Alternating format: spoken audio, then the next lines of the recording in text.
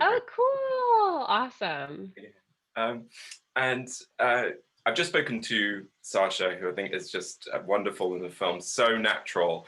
And so perhaps we could start with him. Anna, if you could tell me a little bit about casting him and directing him, and then Jillian, what he was like to share scenes with. Yeah, so I worked with a casting director named Edie Velasco, who I had worked on some smaller projects with, and she cast Transparent. And, we were a smaller budget production, so we didn't have a ton of resources. And it was a very grassroots effort to, in addition to sending the casting breakdown to the more traditional, breakdown services and directly to agents, we also hit up a bunch of nonprofits like that either support trans youth or are parents that have trans kids. And the submissions we got really ran the gamut of kids who'd never acted before ever, and kids who were interested in acting. And luckily Sasha was someone who had wanted to act and had been doing voiceover work already, and he was based in Los Angeles. And my casting director worked with him first and sent me some videos, and I was like, it just, I like, there were so many kids that I loved, and I got to talk to a lot of kids through the process. But in terms of being a great fit for the role, I mean, Sasha just, like you said, he's very natural. He's really like a fun kid, way more than the character is, but he was able to sort of drop into that and understand what the character had gone through. I think partially drawing on some of his own experiences. And he was just like a real breath of fresh air on the set and super fun. So like sometimes he was just so excited to be in a movie that, sometimes we were like, all right, we have to be in a serious scene now. But he was great. He was really fun.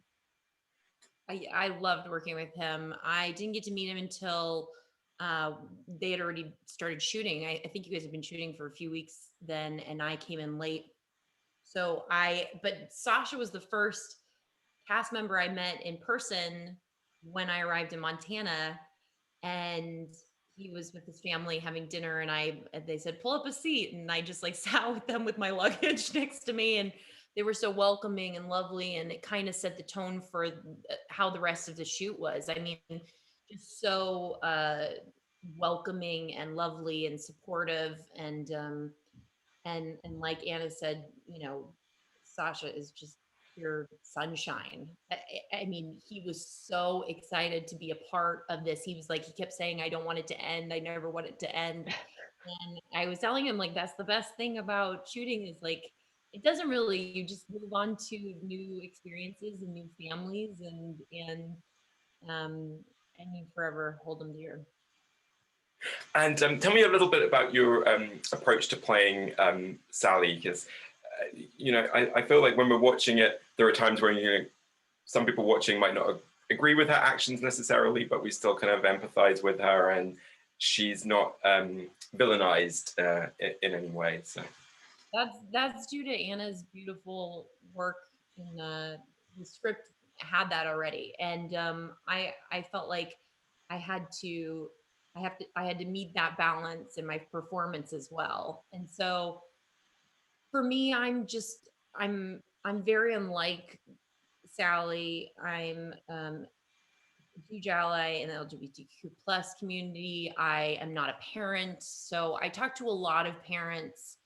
And the thing that kept kind of coming back to the center, which I used for Sally's touchstone, which was that parents always want to protect their kids at all costs. And sometimes they go about it the wrong way. And I think that that's what Sally did. And so I kind of had to hold that in my heart because playing her was extremely difficult. It was extremely difficult being in that skin, like feeling what it's like to feel like you're unaccepting of someone who you love. And especially with Sasha there and having his experience be so close to this character in some ways. I just always wanted to protect him as well. So I was playing like one person on set and then offset, like we were giving each other hugs and being so supportive of each other. And he was being as hopefully as supportive as I was being of him. Like I needed that hug at the end of the day. It's hard. And Anna, I don't know if you want to add anything on that. Yeah, I mean about Sally specifically. Yeah, I mean also just to, I mean Jillian did such a brilliant job, I think, of navigating that tricky balance. And also just to second what she said as a witness, it was, we would do these tough scenes sometimes and I would just look over afterwards and Jillian would be like, and I'm like, no one thinks you're Sally, you know? Like it was like, I felt like Jillian was like self-flagellating like every time she had to be like sort of a difficult lady. But yeah, I mean, I think one thing we've actually talked about a few times today is what's interesting about the character of Sally is that I think there are more people who are Sally-ish than you would think, and it extends to liberals and conservative people. Like I think that, you know, people's egos get very tied up in the gender identity of their child, not just their gender identity, like who this child is going to grow up to be.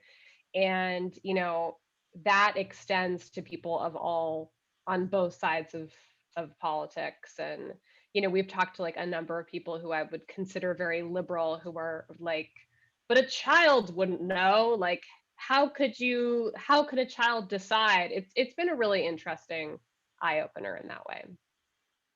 And did writing or researching the film kind of expand your own kind of knowledge or understanding of young trans folks? Yeah, I wanted to know as much as I could.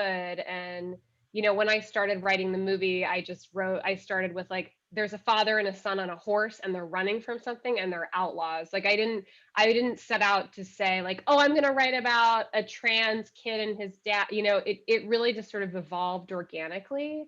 So I wrote the script and, you know, I know trans people. I like sort of often end up with members of the LGBTQ community in my stuff just because they're in my life. And I reached out once we had the script finished and it was set up. I reached out to GLAAD. There's this gentleman named Nick Adams who's there who does the transgender media relations, and he worked with me on the script. And I mean, actually, just not to toot my own horn, but I didn't really have to make any changes. And and he was really helpful through the casting process, and he continues to be helpful. I also, you know, the Montana Film Office gave us a grant, and they've always been very supportive. When they flew us up to Montana for our first location scout, they set up a dinner with me, a producer, and 4 transgender adults who all had grown up and come out in Montana. And that was really an eye opener. And I stayed in touch with one of them who's a therapist specifically to trans kids in Montana. And so she also worked with me to sort of make sure the role was authentic. And of course, I talked to Sasha, I talked to parents and you know, parents of trans boys.